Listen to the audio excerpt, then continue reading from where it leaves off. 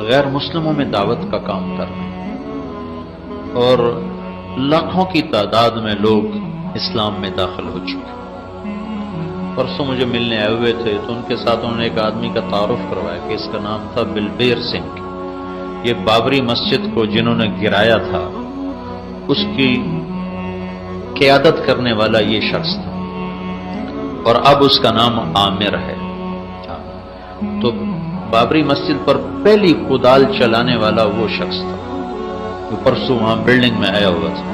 اب اس کی ماشاءاللہ اتنی بڑی داڑھی تھی، اتنا بڑا اس کا محراب تھا، تو پہلی کدال اس نے چلائی۔